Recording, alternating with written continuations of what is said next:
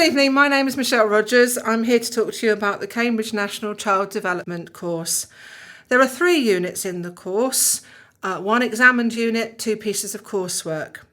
Unit RO57 is the examined unit and contains 4 topic areas. Topic area 1 about preconception health and reproduction, topic area 2 antenatal care, topic area 3 postnatal checks, and topic area 4 childhood diseases. The units for coursework are chosen each year by the exam board but are loosely based on the same content. So Unit RO58 is about creating a safe environment and the needs of children nutritionally, and Unit RO59 is about the development of a child from 1 to 5 years. The exam board can choose any aspect of those contents to ask the students to produce a piece of coursework. In terms of assessment, RO57, the written exam paper, is set and marked by the exam board, and this will happen in the student's year 11. It is worth 40% of the final grade, so it is an important large part of the course, and it is a short exam at 1 hour and 15 minutes. Variety of questions in there for them, which are often based on a short scenario, and the students are expected to show breadth of knowledge in their answers. The short and medium term answers and multiple choice questions may be worth 1 or 2 marks, but there will always be an 8-mark extended response question, which is looking at their ability to write a cohesive answer. In section B, there may not be marks using a scenario, and there will be 3 compulsory questions in the section. So it is a comprehensive paper, and it will test the knowledge that they began learning in the beginning of year 10 all the way through to the end of prep just before the exam in the summer. The non-examined tasks are a different kettle of fish. The non-examined tasks are started and have in fact been started in year 10. So the year 11s have already done 1 piece of non-examined task, otherwise known as, the students talk about this as coursework. And that has been completed and marked, and it's in the process of moderation as we speak. The students are marked out of 60. I mark that, the work is then sent off to the exam board, and that is moderated and the grade is established. That process is in motion as we speak, so I will be able to give some feedback to the students probably, I would imagine, November time of what they've achieved in their first piece of coursework.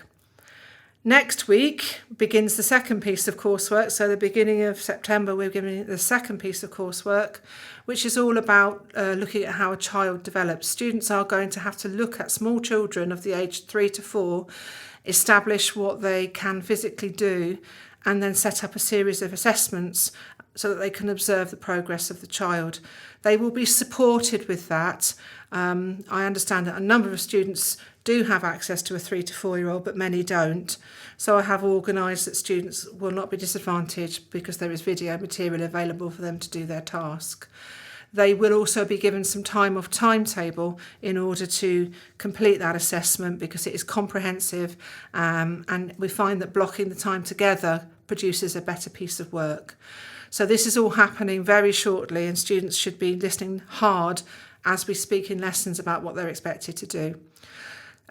Both of the pieces of the coursework are 30% of the grade, so they are important. If you're not good at exams or you don't enjoy sitting a practical exam in the summer, you can already walk in with 60% of your grade if you do well. Deadlines, so RO57 is June 24 in the summer of year 11. The RO58, as we said, is done, and I'm trying to get RO59 done for the 15th of December. It needs to be out of the way and handed in because it needs to be submitted early in January, and there are of course interim deadlines in October and November to help, but we then need to go back to our RO57 and do some preparation for the written exam between Christmas and the exam in the summer. Students can help themselves by looking at some of the resources that are on the independent slide. They can have access to, there is a revision guide available, an official revision guide. There's a picture of it on the slide. That's available from Amazon and others. There are 2 versions. Students should have a look at I have one of them they can come and have a look at, but if they want to look online, they can see which is the best that suits them. And then there are a real plethora of exam support units on the internet and websites aimed at parents, which in particular they will find helpful for their coursework.